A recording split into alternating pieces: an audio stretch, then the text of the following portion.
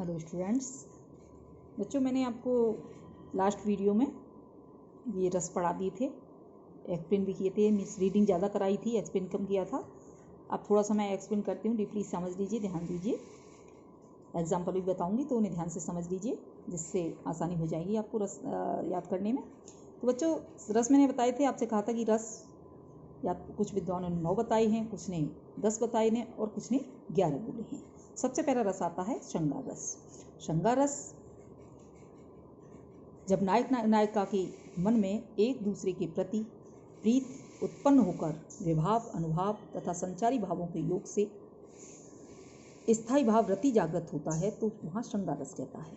इसके अंतर्गत पति पत्नी अथवा नायक नायिका का वर्णन होता है। इसमें पर पुरुष या पर नारी के प्रेम के वर्णन का निषेध होता है।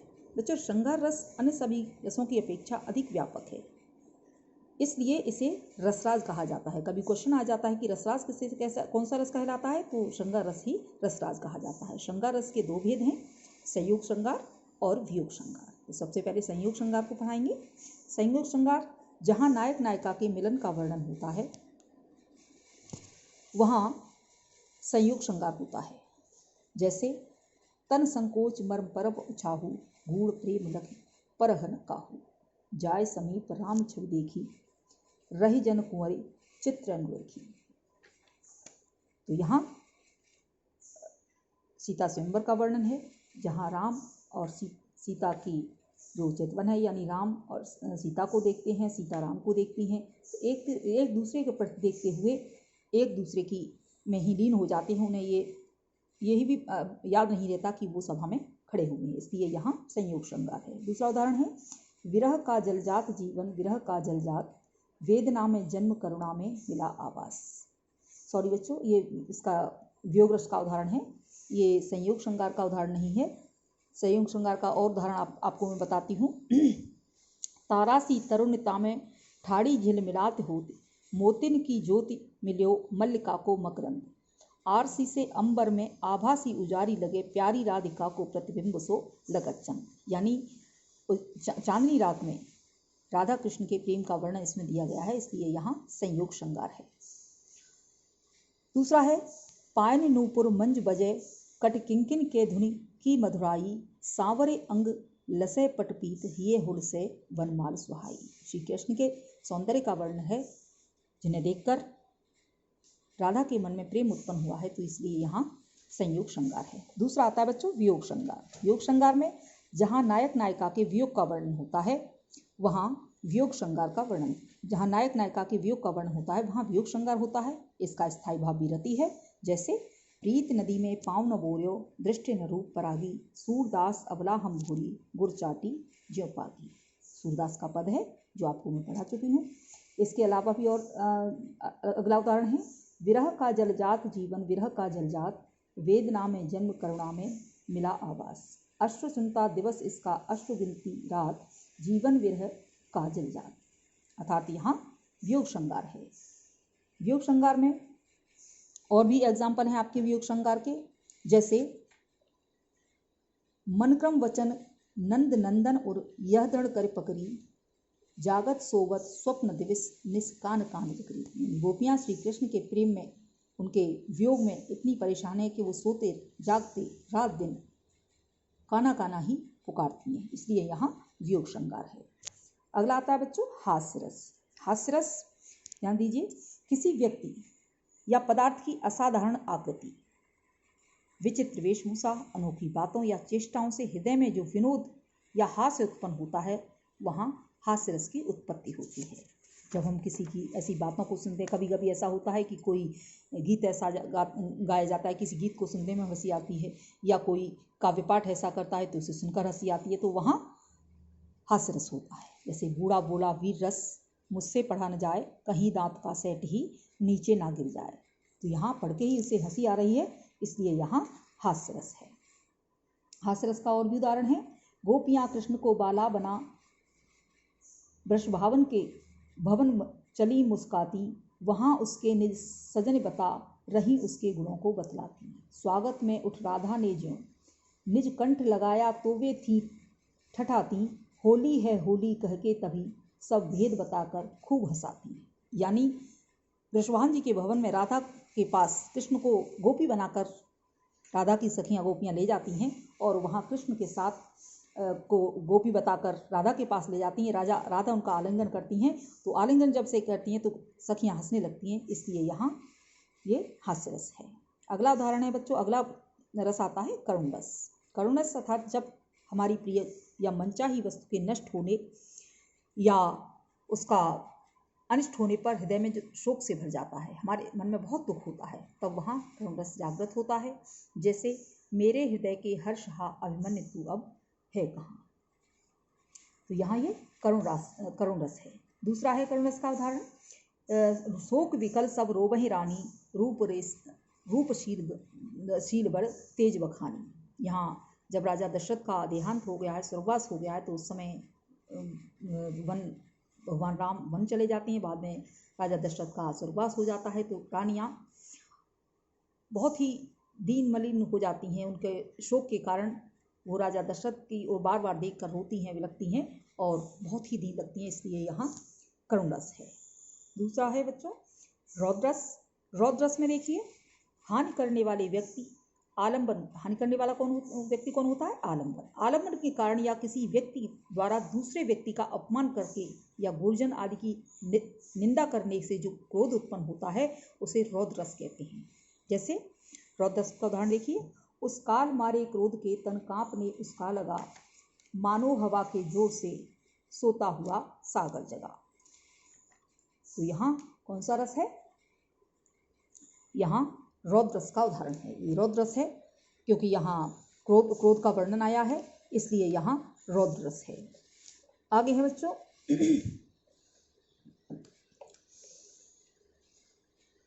जैसे रौद्रस में आपका जो राम लक्ष्मण परशुराम संवाद है, उसमें परशुराम जी के क्रोध का वर्णन है। तो वहाँ परशुराम जी ने कहा है, बाल ब्रह्मचारी अति कोही विश्व विदित क्षत्रिय कुलद्रोही, भुजबल भूमि भूप बिन पीनी विपुल बार महिदे वंदिनी। यानी परशुराम जी कहते हैं, लक्ष्मण को संकेत करके, लक्ष्मण को इंगित करके परशुराम जी कहते हैं कि मैं बाल ब्रह्मचारी हूँ। मुझे सभी जानते हैं, क्या कोई नहीं जानता? मैं बाल ब्रह्मचारी हूँ। मैंने पृथ्वी को क्षत्रियों से रहित कर दिया, अनेक बार मैंने पृथ्वी को क्षत्रियों से रहित कर दिया है। यहाँ परशुराम जी के क्रोध का वर्णन है, इसलिए यहाँ रौद्रस है। आगे चलते हैं बच्चों, अगला आता है वीर रस।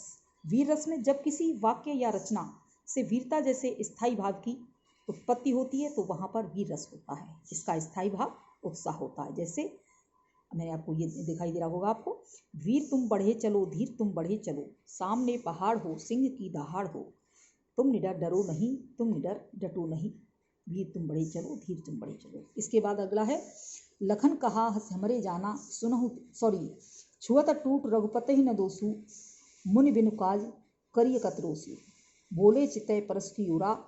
सॉरी बच्चों, ये इसमें आपका वीर रस का उदाहरण ये वाला नहीं है। वीर रस का उदाहरण मैं और आपको बताती हूँ। वीर तुम बढ़े चलो, धीर तुम बढ़े चलो। इसके बाद है चढ़त तुरंग चतुरंग साज शिवराज, चढ़त प्रताप दिन दिन अति जंग में, भूषण चढ़त मरहट्टन के चित्त चाप, खग खुली चढ़त है अरन के अंग में, भोंसला के हाथ गढ़ कोट है चढ़त, अरे जोट है चढ़त एक मेरु गिर संग में, तुर्कान गम व्योम यान है चढ़त बिनु, मन है चढ़त बदरंग अवरंग में।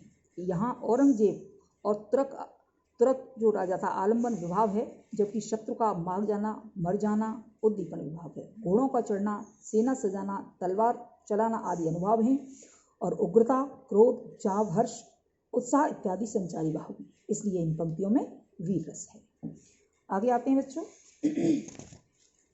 अगला आता है भयानक रस। भयानक रस भयप्रद वस्तु या घटना देखने से, सुनने से अथवा प्रबल शत्रु के विद्रोह आदि से जो भाव मन में जागृत होता है वहीं भय स्थायी भाव जागृत होता है। जब विभाव, अनुभाव और संचारी भावों में परिपुष्ट होकर आस्वाद हो जाता है तो वहाँ भयानक रस होता है। जैसे एक सेकंड, ये मैं थोड़ा सा सही करूँ, ये थोड़ी सी मिस्टेक है। यहाँ ये संस्कारी भाव ये है संचारी भाव, यहाँ संचारी भाव आएगा, संचारी भाव। संचारी भावों में परिपुष्ट होकर आस्वाद हो जाता है तो वहाँ भयानक रस होता है। जैसे एक ओर अजगर ही लख एक ओर मृगराय, एक ओर अजगर ही लख एक ओर मृगराय, बटोही बीच ही पर्यो मूर्छा खाए। अर्थात यहाँ यात्री है, पैदल यात्रा कर रहा है और पैदल यात्रा करते समय वो जंगल में होकर गुजर रहा है, तो वहाँ जंगल के जीव जंतु उसकी ओर बढ़ रहे हैं और उसकी ओर बढ़ते हुए जंगली जीवों के बढ़ने के कारण वो पहले ही उनके पहुंचने से पहले ही मूर्छित हो जाता है। यानी रागीर जंगली जीवों को देखकर पहले ही मूर्छित हो जाता है, इसलिए यहाँ भयानक रस है। भयानक रस का और उदाहरण है सुन कटु वचन कुठार सुधारा, हाय हाय सब सभा पुकारा। यानी उनके कठोर वचनों को सुनकर, सुन कटु वचन कुठार सुधारा, परशुराम जी ने कठोर वचन कहे और कठोर वचन करने के साथ उन्होंने अपना फरसा संभाला लक्ष्मण को मारने के लिए। दूसरा है इसका, आग रोटियां सेकने के लिए है, जलने के लिए नहीं। यहाँ माँ बेटी से कह रही है कि वो उसे समझाते हुए कहती है कि आग रोटियां सेकने के लिए है, जलने के लिए नहीं। कभी क्रोध में आकर ऐसा मत करना कि स्वयं को आग में भस्म कर दो, इसलिए यहाँ भयानक रस है। अगला आता है बच्चों विभत्स रस। विभत्स रस का स्थायी भाव जुगुप्सा है। कोई घृणित वस्तुओं, व्यक्तियों अथवा घृणित चीज़ों को देखकर मन में उत्पन्न होने वाले जो भाव होते हैं, जो घृणाग्लानि होती है, वही विभत्स रस कहलाती है। उदाहरण के लिए, आंखें निकाल उड़ जाते, झड़भड़ उड़कर आ जाते, सब जीव खींच कर कौवे चुगला चुगला कर खाते, भोजन में श्वान लगे मुर्दे थे भू पर लेटे, खा मांस चाट लेते थे चटनी सेम बहते बेटे। तो यहाँ ये कौन सा उदाहरण है आपका? विभत्स रस में है। विभत्स रस में क्या है? किसी चीज़ को देखकर, किसी ऐसी गंदी वस्तु को देखकर हम नाक बंद करते हैं, आंखें सिकोड़ते हैं या अपने मुंह पर कपड़ा रख लेते हैं, तो ये सभी विभत्स रस के उदाहरण हैं। किसी भी लाश को देखकर, कहीं गंदगी को देखकर जो घृणा मन में उत्पन्न होती है, वहाँ विभत्स रस होता है। और भी उदाहरण हैं, जैसे सिर पर बैठे काग आँख दो घात निकारत, खींचत जीवहि स्यार अति आनंद उर्धावत, गीद जांग कह खोद खोद के मांस उचारत, स्वान अंगुरन काट काट के खात विचारत।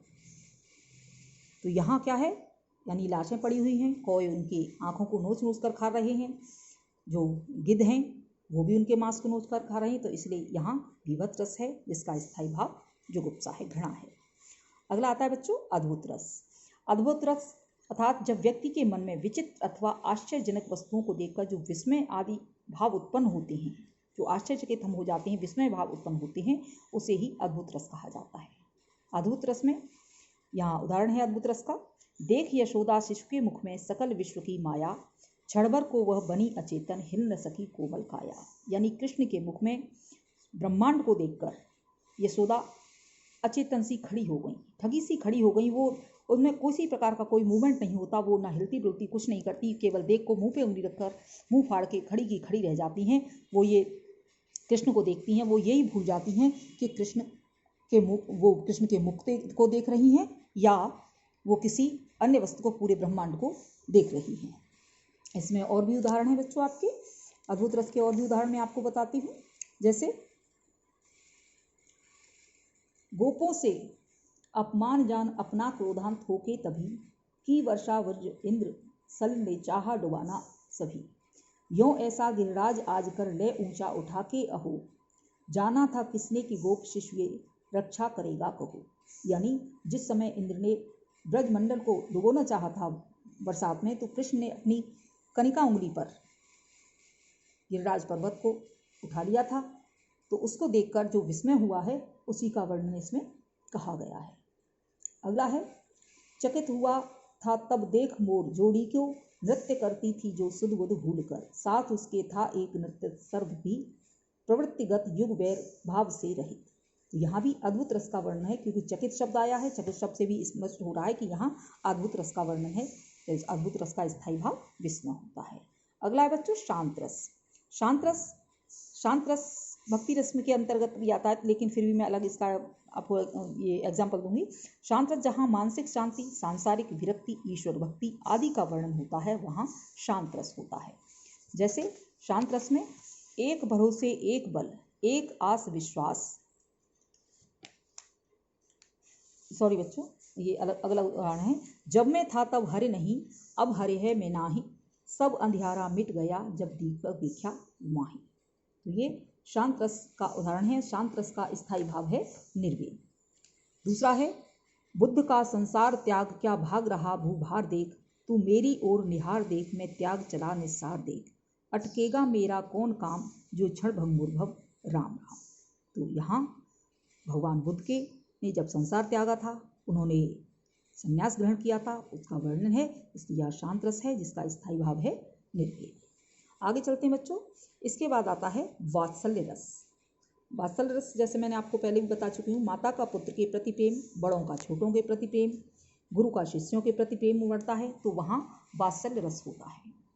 इसका स्थायी भाव स्नेह है, संचारी भाव हर्ष, आलम्बन संतान है, शिष्य अनुज, ये सभी आलम्बन है, मुख प्रसन्न होना, सिर पर हाथ फेरना, बलैया लेना, ये अनुभाव हैं, और संयोग वियोग इसके दो भेद हैं। जिस प्रकार श्रृंगार रस के दो भेद हैं, संयोग और वियोग, इसी प्रकार वात्सल रस के भी दो भेद हैं, संयोग और वियोग।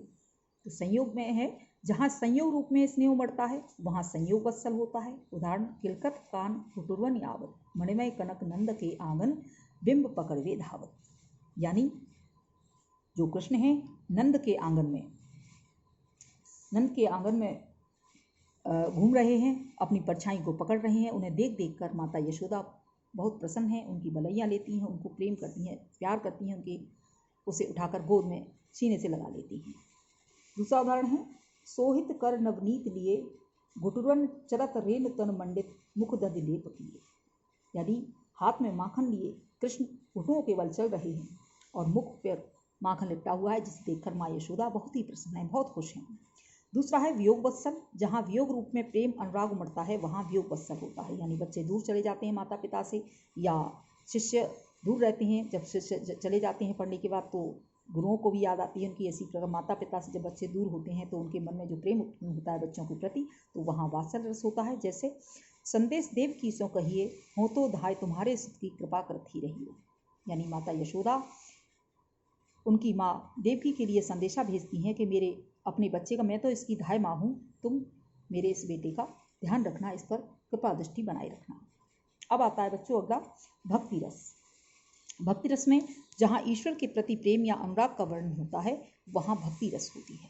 भक्ति रस का स्थायी भाव रति है, और भक्ति का रस स्थायी भाव अनुराग है। भक्ति रस का स्थायी भाव अनुराग लिखेंगे हम। संचारी भाव भक्ति भाव है, आलम्बन ईश्वर है, गुरु माता पिता ये सभी आलम्बन हैं। धर्मस्थल मूर्ति अनुभाव या समर्पित होना ये उद्दीपन विभाव है। शरणागत होना ये उद्दीपन विभाव है। इसके एग्जाम्पल देखिए, एक भरोसे एक बल, एक आस विश्वास, एक राम घनश्याम हित, चातक तुलसीदास। तुलसीदास ने अपना पूरा जीवन राम को समर्पित कर दिया है, यहाँ भक्ति रस है। फिर दूसरा है उदाहरण, उलट नाम जपत जग जाना, वाल्मीकि भय ब्रह्म समाना। यानी वाल्मीकि जो थे, उन पर राम का नाम लेना नहीं आता था, लेकिन उन्होंने जब उल्टा राम का नाम स्मरण किया, उन्हें जपना शुरू किया, तो वे एक बहुत बड़े कवि बने, बहुत बड़े विद्वान हुए। तो बच्चों ये आपके रसों की व्याख्या मैंने की है।